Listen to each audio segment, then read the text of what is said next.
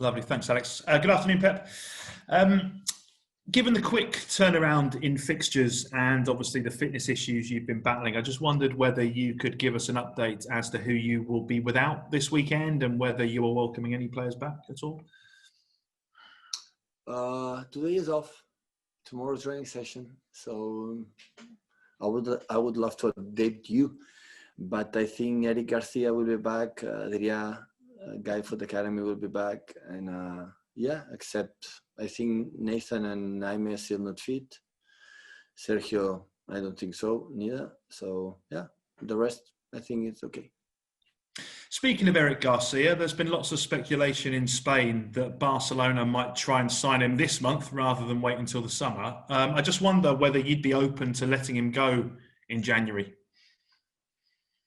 I hope not, but maybe the info in Barcelona knows more than me. So I don't know. So I don't know what's going to happen, but maybe it's going to happen. I cannot say more. And there's been a bit of reaction, obviously, to the comments you made after the game in midweek about players finding it difficult to perhaps not follow their instincts and celebrate goals. I know that the Premier League have issued some new protocols. You've spoken about it. I just wondered whether you've changed your view at all or whether you've spoken about it as a group this week. No, the only work I can say that we want to follow the protocols. I know the Premier League is fighting, so I understand how sensible is everything. I don't think the world problem or the pandemic right now in UK is due for the players. So we can do as much we can, as better as possible, and follow all the protocols. And when someone break the rules, like sometimes it happens, it's not good. So that I think all the clubs will be clear, but you know, the reaction, the instant we are going to fight. We know now the situation when hopefully we cannot score a lot of goals. We have to be careful, like in the beginning, not to hack much, but sometimes it's difficult, you know, because football, if you lose the emotion of what happened in that moment, it's difficult. But on the other side, I understand. So it's so sensible, and a lot of businesses cannot do their jobs, are closing, and we are fortunate we can play football. We are fortunate we can do our job. And honestly, we try, I'm pretty sure of that, all the clubs, all the managers, all the team managers, the doctors, and all the players, all the clubs in the Premier League, the Champions League, League One, League Two, want to follow the rules and with the protocols, because we know, we are concerned how important it is. We are concerned how difficult is the situation right now today here in UK, like dying a lot of people, unfortunately, every day, being infected every day, a lot of people, and we have to do it. We have to do it, and we are going to do our best to follow the new rules for the government through the scientists inform us what we have to do. But please, the situation happening in UK is not due to football players, you know. So don't blame absolute responsibility in our jobs, and the players, because at the end it's a pandemic situation all around the world, and at the end, for the day one in here UK, we follow what the Prime Minister said. We follow it. At the end, I can talk on behalf of all the people here in Manchester City. Move to Anita at PLP, please, guys. Afternoon, Pep. Hi. So there's a chance that the top four could be separated by just 1 point at the end of the weekend. I mean, how much does this second half of the season excite you? Like, it was the first part of the season, it was excited. So, so in my head, hopefully in the head of the players, it's just Crystal Palace, that we were not able to beat them last 2 seasons at home. So this is the only target that we have. And but of course, in every season, when you arrive the last quarter of the season or the second part of the season, especially the last 8-10 games in March, April, everything, when you are a contender or you are there to fight for the titles, is so exciting. Of course it is.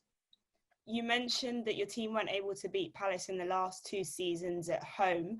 How confident are they that they can actually get the job done, given the winning streak that they've been on so far? It's a team like Crystal Palace, a team that knows exactly what they have to do. So you have to be patient, at the same time give a rhythm, but they are so clever. They defend well. Yesterday we saw it against Arsenal, that can produce a lot of game and quality up front, and they were able to control as much part of the game. So it's a real tough. It was a real tough the last seasons here when we lost and we draw, and but yeah, we tried to miss the place to blow up and get. In that game, you said that a lot of people said to your team after you'd beaten Chelsea and Manchester United, but that what happened against Brighton was a reality. What did you mean by that? Every game is so difficult, so we see it. So I can't speak personally about my team, but you see the results for the other top teams. Every game is complicated and difficult. I know when you win away against two incredible teams like Chelsea and United, the headlines are nice or whatever, but the reality is it was Brighton, and I knew it. So and we played really good against Brighton as well. We create chances to score 3 or 4 goals, and the last minutes we suffered because they are good, not because we were bad. And I saw Fulham the second half against Tottenham. Like the first half, Tottenham was really good, but the second half, Fulham was really good too. And it was bad for the Tottenham, maybe because Fulham is good too. And we suffered here. And when we finished the game, I spoke with my backroom staff. I said, "Oh my God, what a team we won today! The physicality, the quality.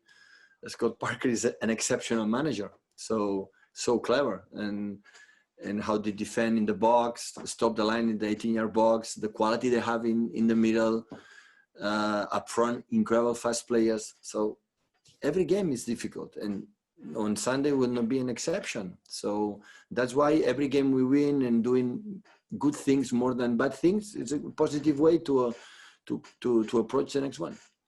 Because people look at the fixture list and think United and Liverpool are playing against each other. They have hard matches. You've got Palace, Villa, West Brom, Sheffield United. You win all those and you'll be top of the table. Crystal Palace is the only target. Andy Hampson, please, guys.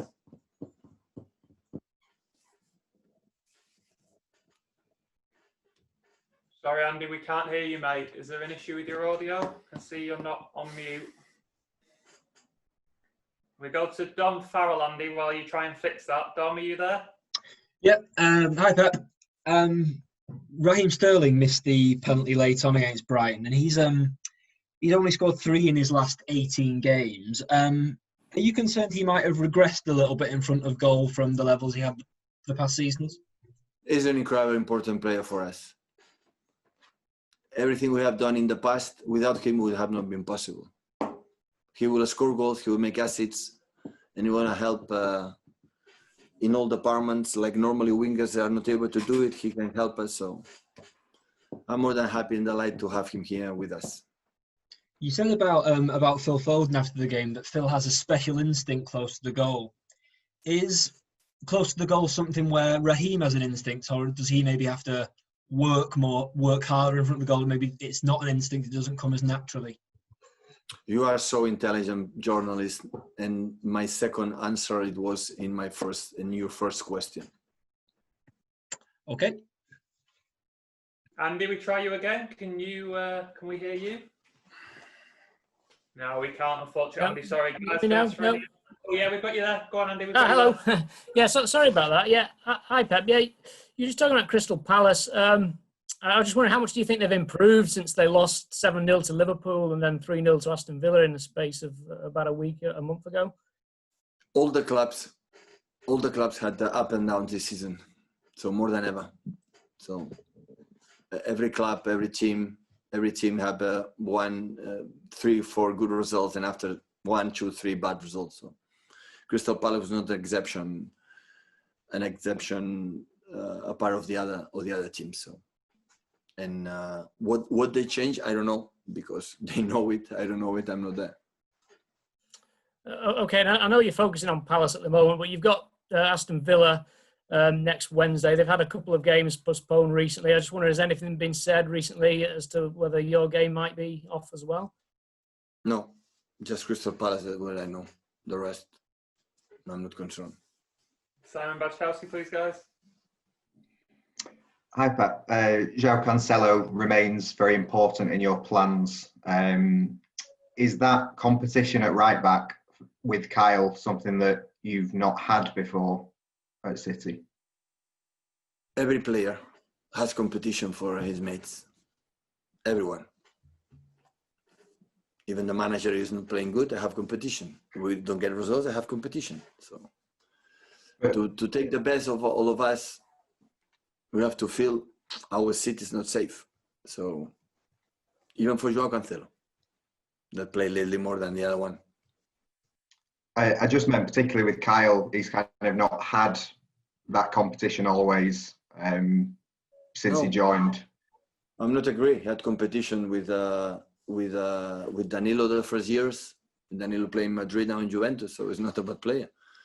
So always had competition, but always I felt in that moment, in that position, it was more necessary than the other ones. So football, the players knows it, what we have done in the past, even with the success, nothing count right now today. And today is Crystal Palace. Is the only concern I have. And the players I feel we need more for the specific game, for they behave, what they have done recently in the last games, when I imagine they can do it.